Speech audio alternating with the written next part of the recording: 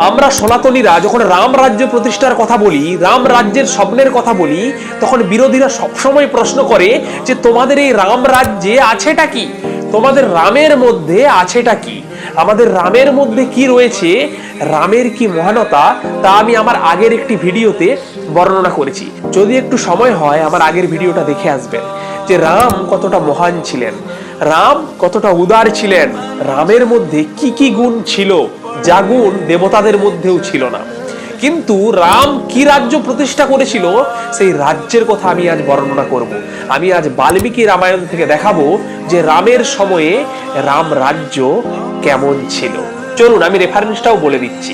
বাল্মীকি রামায়ণের প্রথম কাণ্ড অর্থাৎ বালকাণ্ডের প্রথম সর্গ, যেটা নারদ বাল্মীকি সংবাদ নামে পরিচিত, সেই সংবাদে নারদ বলছেন যে রাম রাজ্য কেমন ছিলেন। চলুন আমরা একটু শুনি নারদ মুনি কি বলছেন। তিনি বলছেন রামরাজ্যে লোকে আনন্দিত, সন্তুষ্ট, পুষ্ট, ধর্মপরায়ণ, নিরাময়, নীরব এবং দুর্ভিক্ষ ভয় শূন্য হবে। কোনো পুরুষ কখনো পুত্রের মরণ দেখবে না, নারীগণ নিত্য অবিধবা থাকবে এবং পতিব্রতা হবে। রামচন্দ্র অনেক রাজবংশ স্থাপিত করবেন এবং এই পৃথিবীতে চতুর্বর্ণের প্রজাকে নিজ নিজ ধর্মে নিযুক্ত রাখবেন। তাহলে ভাবুন রামরাজ্যের কি কি গুণাবলী রয়েছে। এমন রাজ্য কে না চায়।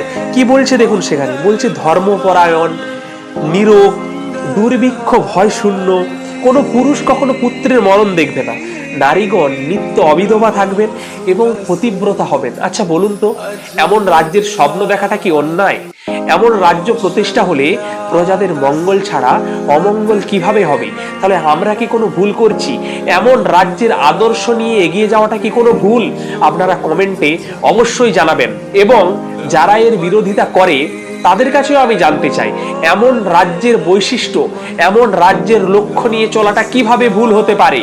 আপনারা একটু যুক্তিগত দিক থেকে বোঝাবেন। আপনারা কমেন্টে অবশ্যই জানাবেন যে রাম রাজ্য কতটা সুন্দর ছিল এবং তা আপনাদের কেমন লেগেছে, এবং এখনো কি এরকম রাম রাজ্য প্রতিষ্ঠা করার ইচ্ছা বা স্বপ্ন আপনারা দেখেন, সেটা কমেন্টে অবশ্যই জানাবেন। আজকে এটাই আমার বলার ছিল। সকলকে অনেক ধন্যবাদ। জয় শ্রীরাম, জয় সনাতন।